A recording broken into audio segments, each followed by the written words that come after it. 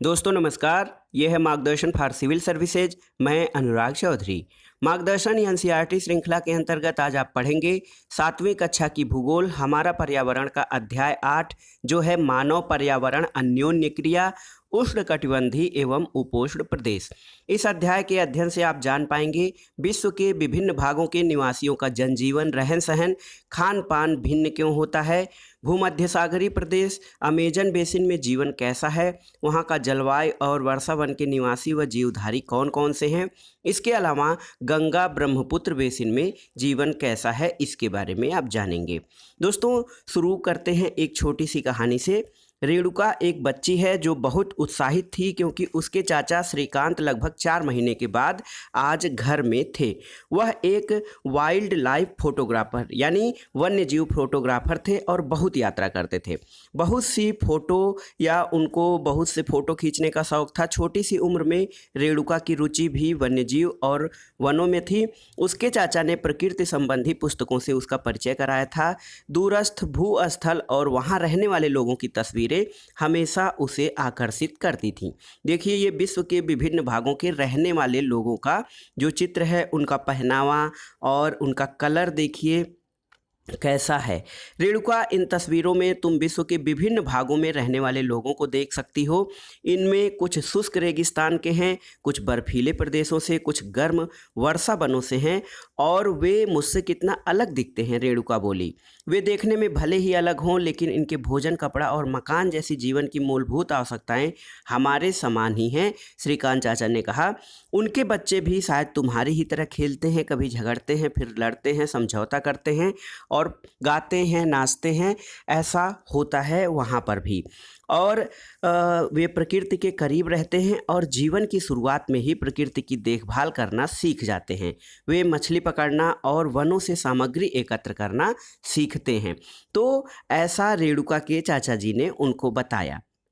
दोस्तों सबसे पहले हम देखेंगे अमेजन बेसिन, जो कि हमारा भूमध्य सागरीय वन है या भूमध्य रेखीय वन प्रदेश होता है अमेजन बेसिन।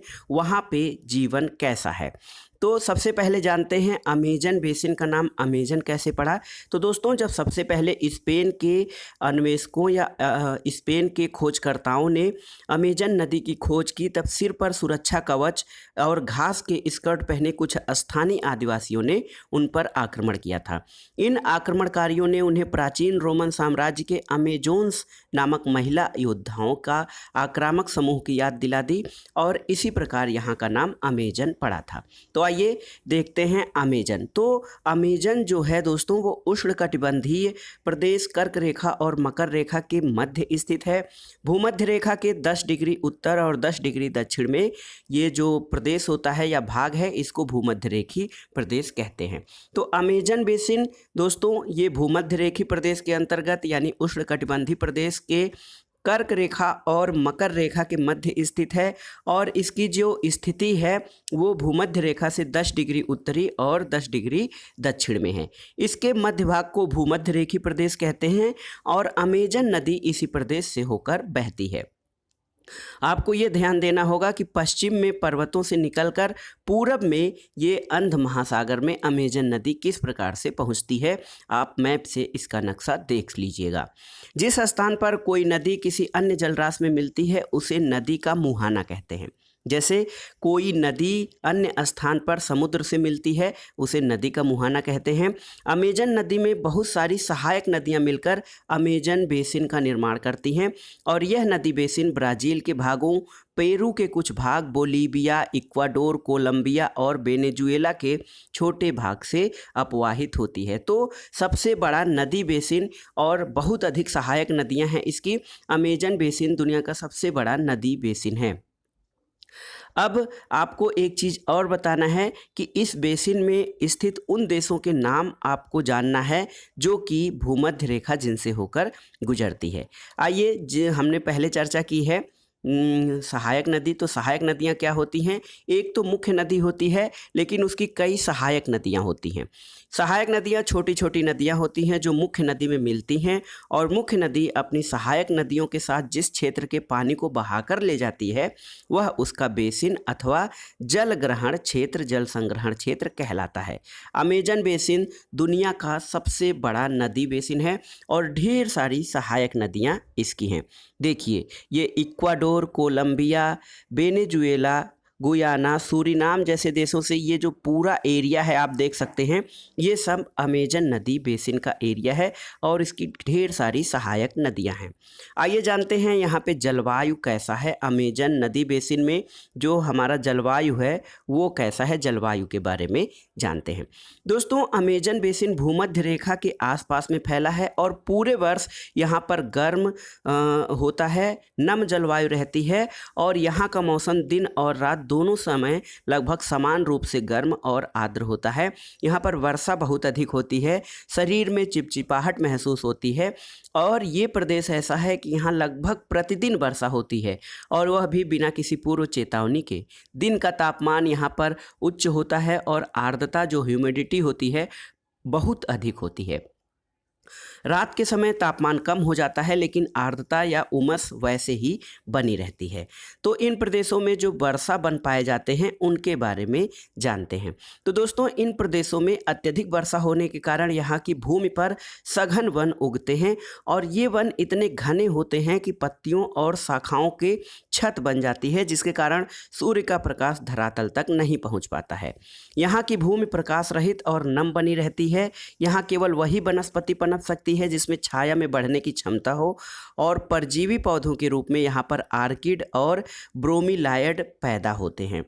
और वर्षा वन में जो प्राणी जगत होता है उस प्राणी जात की भी बहुलता होती है। ट्रूकन, गुंजन पक्षी, रंगीन पक्षी और भोजन के लिए बड़ी चोंच वाले विभिन्न प्रकार के पक्षी जो भारत में पाए जाने वाले सामान्य पक्षियों से अलग होते हैं, अमेजन के जंगलों में पाए जाते हैं। प्राणियों में मुख्य रूप से बंदर, स्लाथ और चींटी खाने वाले टैपोर भी यहाँ पर पाए जाते हैं। सांप और सरीसृपों की विभिन्न प्रजातियाँ इन क्षेत्रों में पाई जाती हैं। मगरमच्छ, सांप, अजगर, एनाकोंडा और बोआ जैसे अनेक प्रजातियां भूमध्य रेखीय वर्षा वनों में पाई जाती हैं। इसके अतिरिक्त हजारों कीड़े मकोड़े भी इस बेसिन में निवास करते हैं।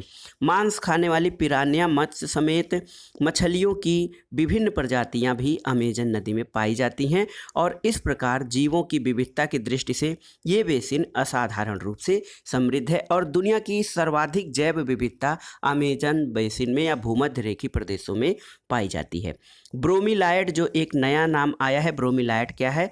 तो ब्रोमीलायड एक विशेष प्रकार का पौधा होता है जो अपनी पत्तियों में जल का संग्रहण करता है। मेढक जैसे प्राणी इन जल के पॉकेट का उपयोग अंडा देने के लिए करते हैं। ये देखिए एक टैपीर का चित्र बना हुआ है।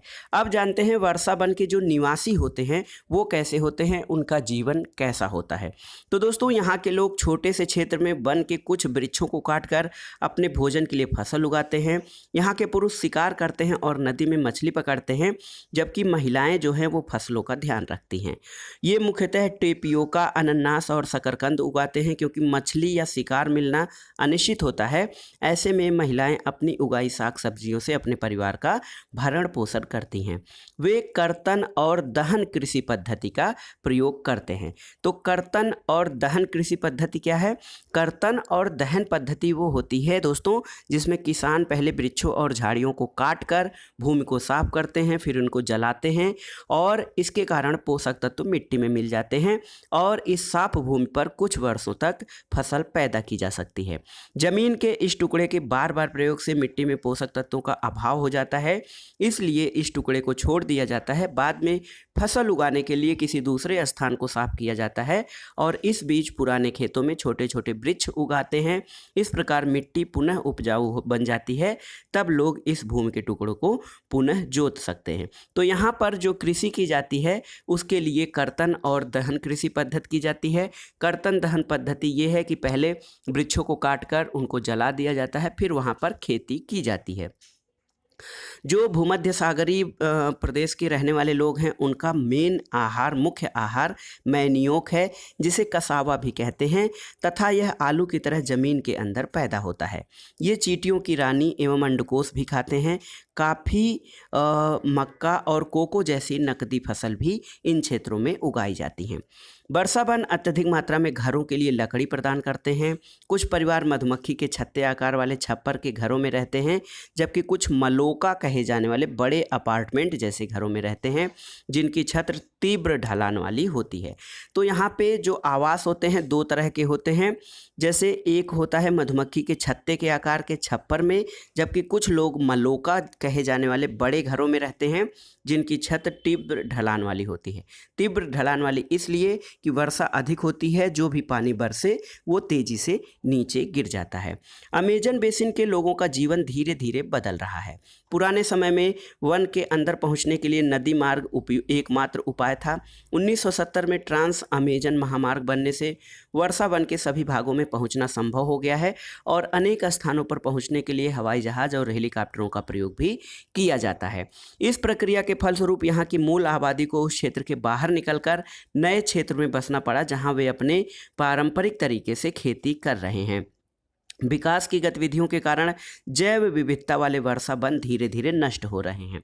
आपको जानकारी होनी चाहिए कि सर्वाधिक जैव विविधता अमेजन या उष्णकटिबंधीय वर्षा वनों में पाई जाती है, और जैसे जैसे हमारी आबादी बढ़ रही है, आवश्यकताएं बढ़ रही हैं और मानवीय गतिविधियां, विकास गतिविधियां बढ़ रही हैं, वैसे ही जैव विविधता कम हो रही है। ऐसा अनुमान है कि प्रतिवर्ष अमेजन बेसिन के वर्षा वन का बड़ा भाग समाप्त होता जा रहा है और वर्षा वनों के लुप्त होने से प्रकृति पर उसका व्यापक प्रभाव पड़ता है। ये देखिए, यहाँ पर अधिक मात्रा में वर्षा वन है, काफ़ी वर्षा भी हो रही है, यहाँ पे कटाई हो रही है, गतिविधियाँ चालू हो रही हैं।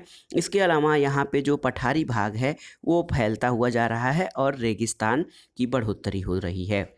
अब आइए देखते हैं दूसरा, गंगा ब्रह्मपुत्र बेसिन में जीवन कैसा है। तो गंगा और ब्रह्मपुत्र जो कि भारतीय उपमहाद्वीप या भारत के आसपास बहने वाली नदियां हैं।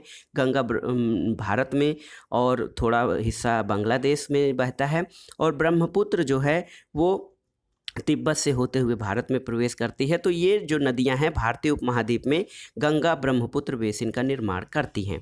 यह बेसिन उपोष्ण में 10 डिग्री उत्तर से 30 डिग्री उत्तरी अक्षांश के मध्य स्थित है। घाघरा, सोन, चंबल, गंडक और कोसी जैसी गंगा की सहायक नदियां और ब्रह्मपुत्र की सहायक नदियां इसमें बहती हैं। एटलस की सहायता से दोस्तों आपको पता करना है कि ब्रह्मपुत्र की कौन कौन सी सहायक नदियां हैं।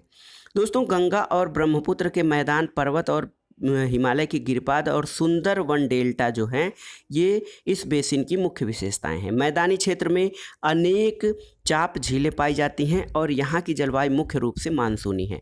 मानसून के मध्य जून से लेकर सितंबर के बीच वर्षा होती है। ग्रीष्म ऋतु में गर्मी और शीत ऋतु में ठंड होती है। अब ब्रह्मपुत्र नदी जो है दोस्तों, ब्रह्मपुत्र नदी का आपको मैप के आधार पर देखना है कि कैसे कैसे बहती है और इसकी कौन सी सहायक नदियां हैं। इसके अलावा कमेंट बॉक्स में आपको ये भी बताना है कि ब्रह्मपुत्र नदी जो भारत में प्रवेश करते समय जो गार्ज बनाती है, गार्ज किसे कहते हैं।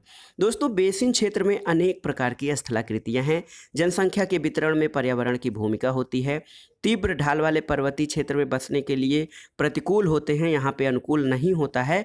इसलिए गंगा ब्रह्मपुत्र बेसिन के पर्वतीय क्षेत्र में कम लोग रहते हैं। मानव प्रवास के लिए मैदानी क्षेत्र सबसे उपयुक्त है। यहाँ जनसंख्या घनत्व अधिक है। तो जो मैदानी क्षेत्र में जनसंख्या घनत्व या पॉपुलेशन डेंसिटी अधिक है, तो ये जनसंख्या घनत्व क्या होता है दोस्तों? जनसंख्या घनत्व का अर्थ है 1 वर्ग किलोमीटर क्षेत्र में रहने वाले लोगों की संख्या, यानी प्रति वर्ग किलोमीटर रहने वाले लोगों की औसत संख्या को जनसंख्या घनत्व कहते हैं। जैसे पहाड़ी क्षेत्रों जैसे उत्तराखंड का जनसंख्या घनत्व कम होता है और मैदानी क्षेत्र जैसे पश्चिम बंगाल का जनसंख्या घनत्व अधिक है। तो जिन स्थानों पर फसल उगाने के लिए समतल भूमि उपलब्ध होती है, वहाँ के लोगों का मुख्य व्यवसाय कृषि होता है। धान जो है वो गंगा और ब्रह्मपुत्र बेसिन की मुख्य फसल है। धान की खेती के लिए पर्याप्त जल की आवश्यकता होती है और यहाँ पर वर्षा अधिक होने के कारण धान की खेती पर्याप्त मात्रा में होती है। इसके अलावा यहाँ पर गेहूँ, मक्का, ज्वार, चना और बाजरा जैसी फसलें भी उगाई जाती हैं। गन्ना, जूट जैसी नकदी फसलें भी यहाँ पे उत्पादित की जाती हैं। मैदान के कुछ क्षेत्रों में केले के बागान भी देखे जाते हैं। पश्चिम बंगाल और असम के चाय के बागान भी मिलते हैं। बिहार और असम के कुछ भागों में सिल्क के कीड़ों का संवर्धन कर सिल्क उत्पादन यानी रेशम कीट पालन किया जाता है। मंद ढलान वाले पर्वतों और पहाड़ियों पर वेदिकाओं में फसलें उगाई जाती हैं। विभिन्न भू आकृतियों के अनुसार दोस्तों वनस्पतियों में भी भिन्नता पाई जाती है। गंगा ब्रह्मपुत्र के मैदानों में सागौन, साखू, पीपल के साथ उष्णकटिबंधीय पर्णपाती वृक्ष पाए जाते हैं। ब्रह्मपुत्र के मैदानी क्षेत्रों में घने बांस के घने झुरमुट पाए जाते हैं। डेल्टा क्षेत्र जो है जहाँ पर जो ये नदियाँ समुद्र में मिलती है वहाँ से उनके गाद से जो डेल्टा का निर्माण हुआ है, तो डेल्टा क्षेत्र में मैंग्रोव वन पाए जाते हैं। उत्तराखंड, सिक्किम और अरुणाचल प्रदेश ये पहाड़ी और ठंडे जलवायु और तीव्र ढाल वाले भाग हैं। यहाँ पर चीड़, देवदार, फर और शंकुधारी वृक्ष पाए जाते हैं। देखिए ये धान की कृषि है, ये रोपाई हो रही है। इसके अलावा ये चाय बागान है जहाँ पर महिलाएं चाय का जो पत्तियाँ उनको एकत्र कर रही हैं। जो गंगा ब्रह्मपुत्र बेसिन है उसमें विभिन्न प्रकार के वन्यजीव भी पाए जाते हैं। इनमें मुख्य रूप से हाथी, बाघ, हिरण और बंदर सामान्य रूप से पाए जाने वाले जीव हैं। एक सींग वाला गैंडा ब्रह्मपुत्र के मैदानों में पाया जाता है। डेल्टा क्षेत्र में बंगाल टाइगर, मगर और घड़ियाल पाए जाते हैं। नदी के साफ जल, झील और बंगाल की खाड़ी में प्रचुर मात्रा में जलीय जीव पाए जाते हैं। इनमें मुख्य रूप से रोहू, कतला और हिल्सा मछलियों की लोकप्रिय प्रजातियां भी पाई जाती हैं। और इस क्षेत्र के निवासियों का मुख्य आहार मछली और चावल है। दोस्तों एक शब्द आया था पहाड़ी क्षेत्रों के संबंध में वेदिका, तो वेदिकाओं का निर्माण खड़ी ढलानों पर समतल सतह बनाकर कृषि करने के लिए होता है। ढलान को इसलिए हटाया जाता है कि जल का प्रवाह तीव्रता से ना हो। अब आइए देखते हैं दोस्तों झील जीविका का एक साधन है। तो दोस्तों जो झीलें होती हैं ये इसमें मछलियों की विभिन्न प्रजातियां और अनेक जलीय जीवों की प्रजातियां पाई जाती हैं। झील में जो उगने वाले स्थानीय खरपतवार होते हैं ये मछलियों का भोजन बनते हैं। और झील के आसपास की भूमि उपजाऊ होने पर इस ज़मीन पर धान, मक्का और दलहन जैसी फसलें किसान बो सकते हैं। और यहाँ पर कुछ अपने जानवर भी रख सकते हैं जो वहाँ से खेती से और झीलों के आसपास के घासों से उनको आहार भी मिल सकता है। दोस्तों एक फैक्ट है गंगा डॉल्फिन के संबंध में। क्या आपको पता है कि गंगा और ब्रह्मपुत्र नदी के अलवण जल में यानी मीठे जल में एक प्रकार की डॉल्फिन पाई जाती है जिसे स्थानीय भाषा में सूस अथवा अंधी डॉल्फिन कहा जाता है। सूसू की उपस्थिति से जल की शुद्धता का पता चलता है और रसायन की अधिक मात्रा वाले गैर उपचारित औद्योगिक और गंदगी वाले शहरों में इन प्रजातियों को नष्ट कर रहे हैं और ये वहाँ पर निवास नहीं करती हैं। तो गंगा डॉल्फिन जो है वो अधिक साफ सुथरे वाले क्षेत्रों में रहती हैं। दोस्तों जो गंगा ब्रह्मपुत्र के मैदान हैं वहाँ कई बड़े शहर और कस्बे स्थित है क्योंकि यहाँ मैदानी क्षेत्रों में खेती किसानी आसान होती है, परिवहन के साधनों का विकास होता है, घर बनाना आसान होता है। तो यहाँ पर कई बड़े शहर और कस्बे हैं। प्रयागराज, कानपुर, वाराणसी, लखनऊ, पटना और कोलकाता जैसे 10 लाख से अधिक आबादी वाले शहर गंगा नदी के तट पर स्थित हैं। इन शहरों तथा यहाँ के स्थित लोगों का गंदा पानी बहकर नदी में जाता है जिससे नदियाँ प्रदूषित होती हैं। बेसिन में यातायात सुविकसित तंत्र विकसित है और गंगा ब्रह्मपुत्र बेसिन में यातायात के 4 मार्ग विकसित किए गए हैं। मैदानी इलाकों के लोग जलमार्ग, सड़क मार्ग और रेल मार्ग द्वारा एक दूसरे स्थानों तक आते जाते हैं और नदी के तटीय क्षेत्रों में जलमार्ग यातायात तथा प्रभावशाली माध्यम है। कोलकाता में हुगली नदी पर एक महत्वपूर्ण पत्तन है और मैदानी क्षेत्र में कई बड़े हवाई पत्तन भी स्थित हैं। तो मैदानी भागों में जो यातायात और संचार व्यवस्था भी बहुत तगड़ी होती है क्योंकि यहाँ सड़क, ट्रेन और वायु मार्ग बहुत ही अच्छे तरह से विकसित होता है। और पर्यटन इस बेसिन की एक महत्वपूर्ण क्रिया है। दोस्तों, आगरा में यमुना के किनारे स्थित ताजमहल, इलाहाबाद में गंगा और यमुना नदी का संगम, उत्तर प्रदेश और बिहार में बौद्ध स्तूप, लखनऊ का इमामबाड़ा, असम का काजीरंगा, मानस वन्यजीव अभयारण्य और अरुणाचल प्रदेश की विशिष्ट जनजाति संस्कृति जैसे कई दर्शनीय स्थल गंगा ब्रह्मपुत्र बेसिन में पाए जाते हैं। तो दोस्तों, ये था आज का वीडियो। इसमें आपने देखा एनसीईआरटी कक्षा 7 हमारा पर्यावरण का अध्याय 8 मानव पर्यावरण अन्योन्य क्रिया उष्णकटिबंधी एवं उपोष्ण प्रदेश। इसमें आपने देखा मुख्य रूप से उष्णकटिबंधीय क्षेत्र में अमेजन बेसिन में जो विशेषताएं हैं, अमेजन बेसिन के वर्षा वनों की विशेषता, वहाँ के लोगों का जनजीवन कैसा है, जीवधारियों की प्रजातियां कौन सी पाई जाती हैं। इसके अलावा उपोष्ण प्रदेश के अंतर्गत गंगा ब्रह्मपुत्र बेसिन में लोगों का जीवन कैसा है और यहाँ पर जो जनजीवन है, यातायात है, संचार है तथा पर्यटन की सुविधाएं किस प्रकार की हैं। तो ये था आज का वीडियो आपको कैसा लगा हमें कमेंट बॉक्स में ज़रूर बताइएगा। वीडियो को लाइक करें, शेयर करें और इस चैनल मार्गदर्शन फॉर सिविल सर्विसेज को सब्सक्राइब अवश्य करें। वीडियो देखने के लिए धन्यवाद। नमस्कार दोस्तों।